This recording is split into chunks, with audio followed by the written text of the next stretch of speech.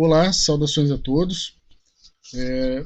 Nós estamos apresentando uma sequência de vídeos sobre o pathway da abstinência, né, sobre os caminhos da abstinência. E a gente já falou do modelo objetivo, do modelo subjetivo, do axiológico, do desviante, e agora a gente vai conversar sobre o modelo oblíquo. Eu apresento esses 5 modelos, mas existem outros, tá? Agora, para o Pathway of Abstinence, eu entendo que se você entender esses 5 modelos, você já entendeu muitos, né? Dentro desses 5 modelos, a gente apresenta toda os fenômenos abstêmios praticamente que ocorrem durante a abstinência. De alguma forma, a gente enquadra eles dentro desses 5 modelos, tá? E então é muito interessante estudar esses modelos de caminhos de abstinência. Por óbvio, né, que se você não conhece as definições abstemiológicas, ou você nunca ouviu falar de alguns conceitos, talvez você tenha um pouco mais de dificuldade. Não seria bom começar por aqui. Tá? Eu recomendo lá que assista o vídeo do Passo Zero, os vídeos dos princípios abstemiológicos, das teorias, porque esse pathway ele já necessita de um conhecimento maior de epistemologia. Tá? Mas eu vou fazer um vídeo bem tranquilo, que mesmo quem não estudou com profundidade vai conseguir entender sem problemas. Tá? Bom, no modelo oblíquo, a gente analisa o caminho da abstinência através dos pontos. Simplesmente isso. Tá? Eu vou direto para a imagem para facilitar um pouco a visualização. Então eu vou utilizar essa imagem aqui. Ó. A gente tem, durante essa fase, esse caminho da abstinência, esse aqui que é o caminho hipotético ideal, nós temos vários pontos, né? Aqui é um ponto do início da dicção, é o ponto da intervenção, o ponto E, né? O ponto A é o início da dicção, o ponto E é o ponto da intervenção, o ponto F é o fim da dicção, aqui é o início da recuperação, a gente chama de ponto R, aqui a gente chama de ponto R mais 2 ou 3, que são mais 2 ou 3 anos após o início dessa recuperação. Nós temos aqui um ponto X, tá, nessa região. Quando ocorre o ponto X, a pessoa deixa de ser abstêmio maior e já começa a ser o abstêmio maior real. Nós temos o ponto Y, que é quando o período de adicção, que é esse período aqui, ó, ele se iguala ao período de abstinência. Então nós teríamos o ponto Y. Nós temos o ponto Z, quando o período de drogadição ele se iguala ao período de abstinência. Tá? Drogadição é tudo isso, adicção é só um período dentro da drogadição.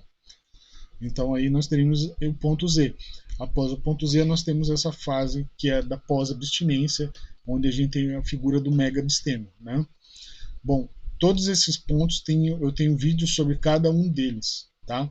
O modelo oblíquo ele analisa esses pontos, mas não precisa analisar todos, porque a gente está falando de caminho da abstinência. Então, por óbvio, o ponto A e o ponto E já estão fora, porque eles não são da abstinência, eles são caminhos que vêm lá, são pontos que se referem ainda ao universo da adicção. A partir do ponto F surgem pontos interessantes para a gente poder estudar no modelo oblíquo, tá? E a gente estuda basicamente o ponto F, o R mais 2 ou 3, o X, o Y e o Z. Tá? Basicamente a gente estuda isso. No ponto F a gente fala lá sobre a diferença entre interrupção e suspensão, né, do processo de adicção. A suspensão é uma cessação temporária, a interrupção é uma cessação definitiva. O ponto R1 mais 2, eu entendo que utilizar 2 ou 3 anos como um período de abstinência talvez não seja uma coisa muito interessante em alguns casos. Isso aqui poderia ser subjetivado, poderia usar um percentual do período de adicção ou um percentual do período de drogadição para a gente estabelecer esse período, né? Mas não tem problema se usar ponto R mais 2 ou R mais 3, tá? No vídeo lá desse ponto, do R mais 2 ou 3, eu explico, né, sobre essa subjetivação. Se a pessoa teve 30 anos de drogadição, talvez 2 ou 3 anos seja pouco para passar da fase de abstêmio menor, né? Bom, o ponto X a gente chama do auto-reconhecimento consciencial, né, da abstinência. Então é aquele momento em que a pessoa entende que ela vai ficar nessa condição o resto da vida, e porque ela quer. Então ela se torna um homo abstemius voluntaris. É a mudança do homo abstemius coacto, quando ele se sentia obrigado a ficar nessa condição de abstêmio, e agora ele se torna um homo abstemius voluntaris. Ele não tem mais essa, não sente mais essa coação, ele não se sente mais obrigado, ele fica porque ele deseja. Então a gente chama isso de homo abstemius voluntaris, né? Bom, o ponto Z é quando o período de drogadição se iguala ao período de abstinência, né? Então veja que no modelo oblíquo a gente pode deixar de fora o ponto A, porque não está nem na, na abstinência, né? Pode deixar de fora o ponto E também. O ponto R é só o início do abstêmio menor, né? Mas se quiser analisar no modelo oblíquo não tem problema. Mas temos outros pontos interessantes, né? O ponto cego e o ponto detox, por exemplo. O ponto cego é tudo aquilo que ocorreu lá na adicção, né, e que o simples transcurso do tempo de abstinência não resolve.